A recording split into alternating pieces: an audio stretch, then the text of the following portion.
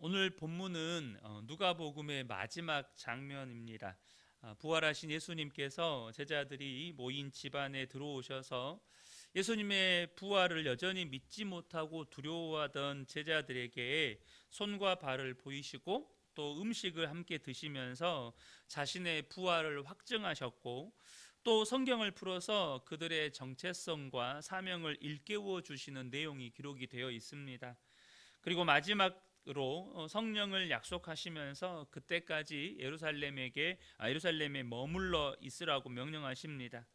그리고는 제자들을 이끌고 베다니로 가셔서 승천하시자 제자들은 성에 들어와서 성령이 임할 때까지 기다리면서 함께 찬송하고 기도하며 그 시간을 보내는 장면이 이제 마지막으로 기록이 되어 있습니다. 제자들이 모인 곳에 예수님이 찾아오셨습니다. 바로 부활하신 몸으로 찾아오신 것이죠. 그들이 다 믿을 수 있도록 부활의 몸을 몸소 그들에게 보여주신 것입니다. 이것은 엠마오로 가던 제자들, 그러나 예수님의 부활을 믿지 못하던 제자들에게 행하셨던 방식과 동일한 방식입니다. 그들에게 평강을 주시고 그들에게 믿음을 주시고, 또 제자들과 함께 음식을 잡수심으로 육체로 부활하셨다는 것을 친히 증명하시고, 무엇보다도 제자들에게 영광스러운 몸의 부활에 대한 소망까지 갖게 하셨습니다. 그런데 이 장면을 우리가 쭉 보고 있으면 제자들이요, 예수님이 부활하신 몸으로 그들 앞에 나타나셨음에도 불구하고 믿지 못하고 있다는 사실을 발견하게 됩니다.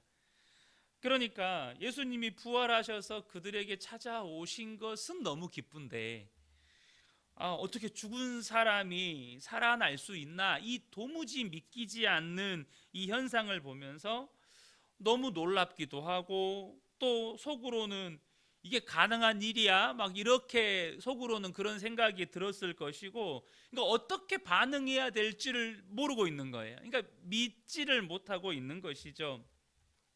그런 제자들에게 예수님은 자신이 몸으로 부활하셨다는 것을 깨닫게 하시려고 일부러 제자들과 함께 음식을 드십니다.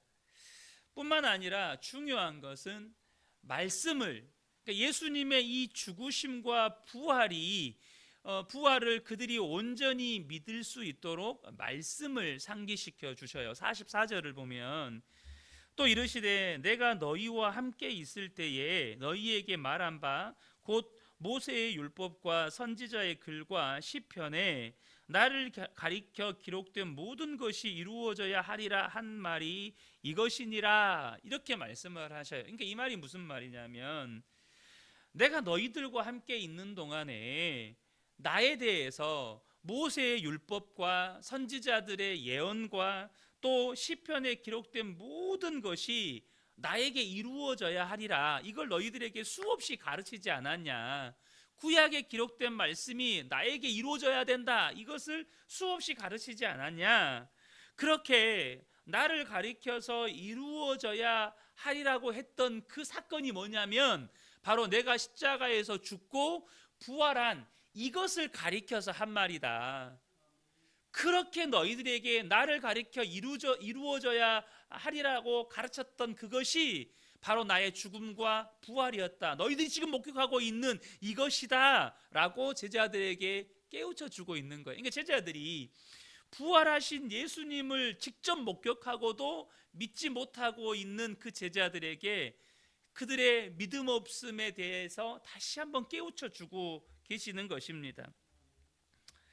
제자들은요, 이 성경, 그러니까 예수님이 가르쳐 주신 이 말씀을 깨닫기 전까지, 예수님이 수없이 그들에게 가르쳐 주셨던 그 성경을 깨닫기 전까지 빈 무덤을 보았고 여인들의 증언을 들었고 부활하신 예수님을 보고도 이 부활을 믿거나 확신하지 못했다는 것입니다.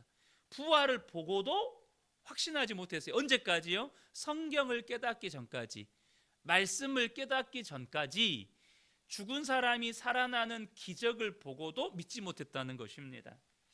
이러한 제자들의 모습은 어리석은 부자, 그러니까 부자와 나사로의 비유 있잖아요. 거지 나사로의 비유에서 같은 날에 죽어서 나사로는 천국에, 부자는 지옥에서 고통을 당하고 있을 때 이 부자가 아브라함에게 간청을 합니다. 그리고 그 간청에 대해서 아브라함이 대답을 해줍니다. 그 장면이 고스란히 그 장면하고 똑같은 장면이에요. 지금 아브라함이 대답해줬던 장면이 지금 제자들에게 고스란히 일어나고 있는 거예요. 부자가 무슨 간청과 무슨 아브라함의 대답이 있었습니까? 누가복음 16장 30절 31절 보면 이르되 그렇지 아니하니이다. 아버지 아브라함이여, 만일 죽은 자에게서 그들에게 가는 자가 있으면 회개하리이다.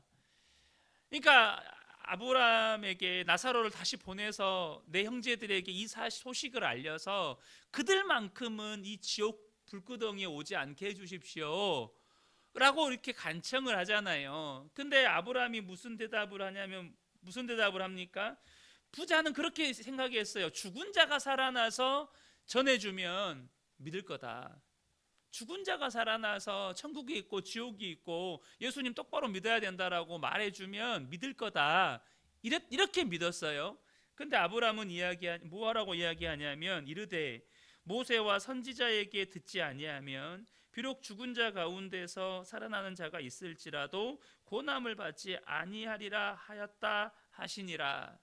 모세와 선지자들에게 듣지 아니하면, 이게 무슨 말입니까? 모세의 율법과 선지자의 글에 기록된 말씀을 듣고도, 그 말씀을 읽고도, 그 말씀을 전함을 받고도, 그 말씀을 영접하고 그 말씀으로 내 믿음을 깨우치지 않으면, 그 말씀을 믿지 않으면 죽은 자가 살아나는 기적을 보아도 안 믿는다는 거예요. 안 믿는다는 것입니다. 오늘 본문에서 예수님이 죽었다 살아나셔서 그들 앞에 나타났는데도 두려워하면서 믿지를 못하는 제자들의 모습과 똑같은 거예요. 이것은 여러분 우리에게 무엇을 가르쳐주고 있는 것입니까? 먼저 중요한 것은 기적을 구하지 말고 말씀을 구하라는 것입니다. 저와 여러분의 믿음이 철저하게 말씀의 바탕 위에 세워져야 한다는 것입니다. 말씀으로 깨우쳐진 믿음이 아니면, 여러분 우리 주변에는요 신비한 체험을 하고 예수를 믿는 분들이 분명히 있습니다. 신비한 체험을 하고, 예를 들면 죽을 병이 걸렸는데 기도로 나았어요. 뭐 이런 체험이 있을 수 있겠죠. 혹은 성령의 은사를 체험을 했어요. 눈이 열려서 천국을 보고 어떤 영적인 어떤 현상을 눈으로 보는 일이 있을 수 있어요. 혹은 방언을 한다든지 예언을 한다든지 이런 어떤 체험을 할 수 있다고요. 그것이 성경을 부정한다거나 성경에 기록되지 않은 일이라는 게 아니죠. 반드시 그런 은혜의 체험들은 중요한 겁니다. 그러나 그것이 믿음의 기초가 되어서는 안 된다는 것입니다. 어떤 기적이나 신비한 역사를 체험함으로 내 믿음의 기초를 닦아서는 안 된다는 것입니다. 여러분 성령의 역사라든지 어떤 제가 말하는 성령의 역사는 신비한 체험이나 어떤 기적적인 체험을 말하는 것입니다. 하나님께서 그런 일을, 예수님께서 그런 일을 행하십니다. 근데 그 모든 것은 예수님이 하나님의 아들이시다라는 증거로 사용하신 것입니다. 예수님이 하나님의 아들이시다라는 증거로 사용하신 거예요.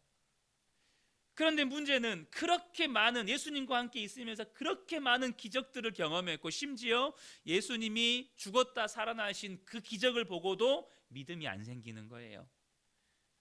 무엇 때문에 믿음이 생깁니까? 모세의 율법과 선지자의 글과 시편에 기록된 그 말씀을 제자들에게 깨우쳐 주시니까 비로소 제자들 안에 말씀이 깨우쳐지니까 믿음이 생겨나는 것입니다. 그러므로 저와 여러분이요, 저와 여러분의 믿음을 말씀으로 깨우쳐 가셔야 합니다. 어제도 우리 잠깐 나눴잖아요. 말씀으로 내 믿음이 올바른지 그런지 그렇게 확인하고 교정하고 계속해서 말씀을 배워가야 한다는 것입니다.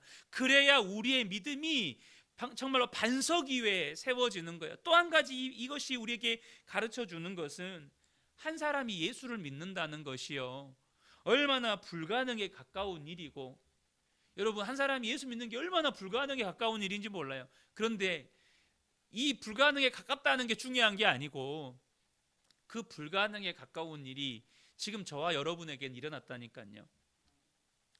그 불가능에 가까운 일이 지금 저와 여러분에겐 일어났어요. 다시 말하면 지금 저와 여러분이 예수를 믿고 있다는 이 사실 자체가 저와 여러분의 삶에 기적이 일어난 것이고, 저와 여러분의 삶에 놀라운 하나님의 은혜가 임했다는 뜻입니다.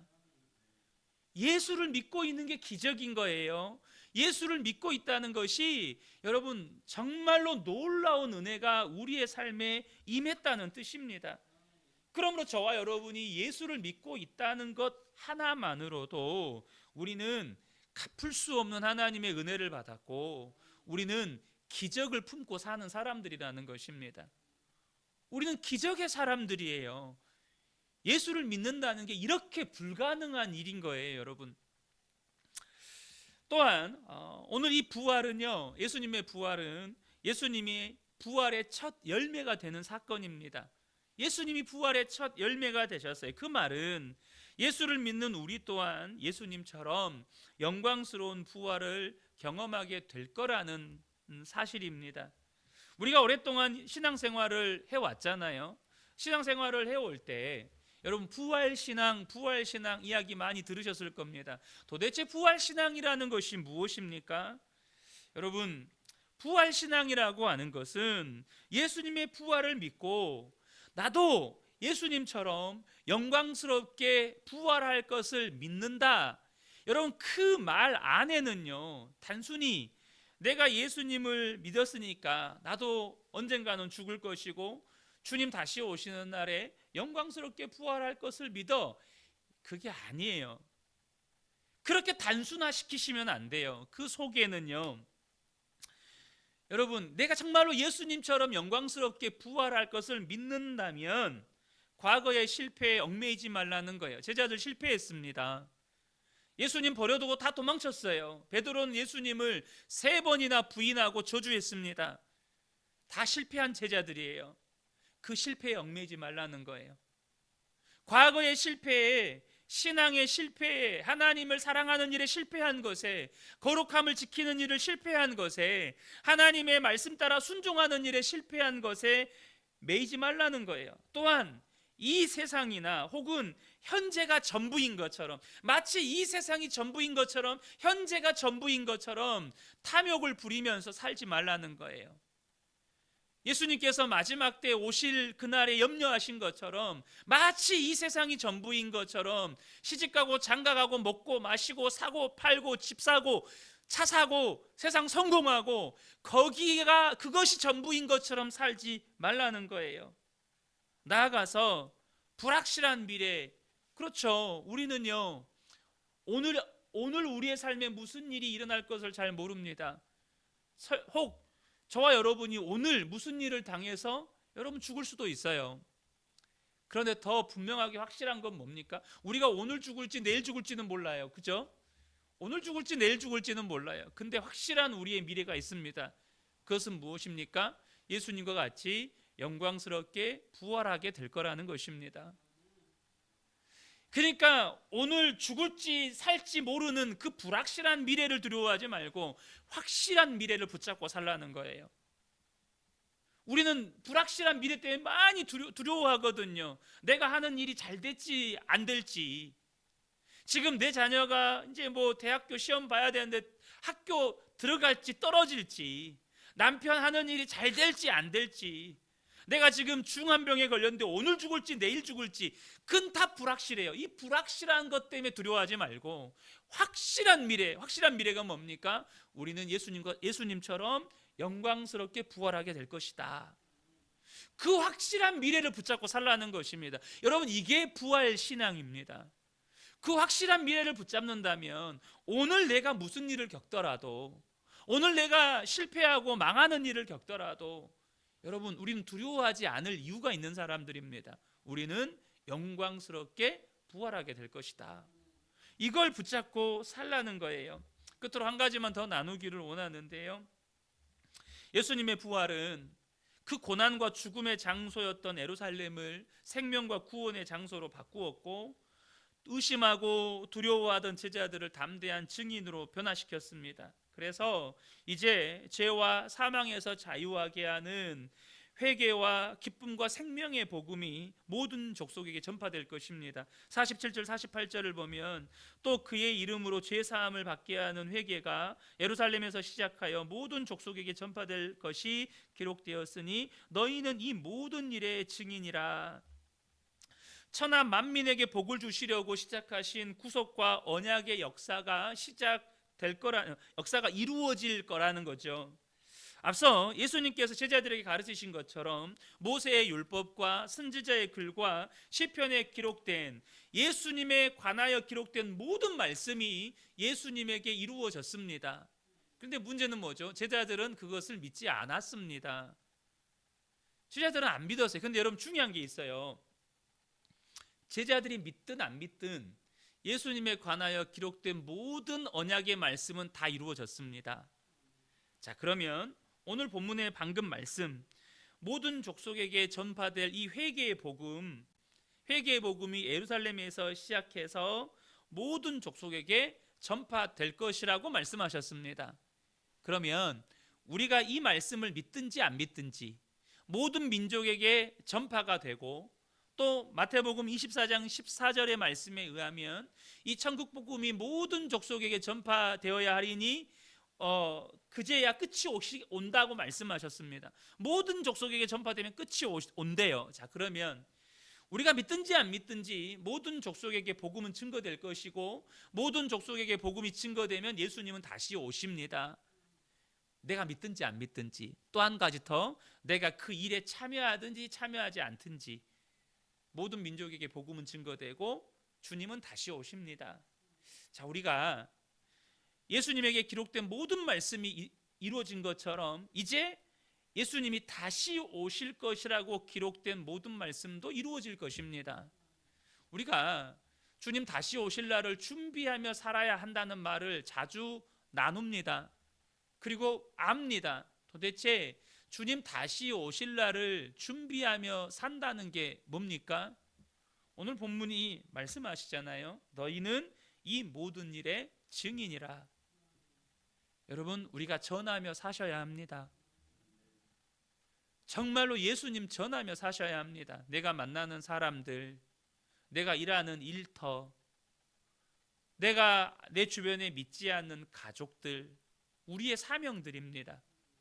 내가 전하든지 전하지 않든지 모든 족속에게 복음은 전해질 것이고 예수님은 다시 오십니다.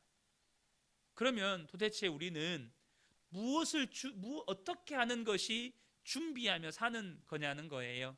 사랑하는 성도 여러분, 전하면서 사십시오. 우리는 증인입니다. 정말로 예수님의 죽음과 부활을 전하면서 사는 것이 주님 다시 오실 날을 준비하며 사는 것입니다.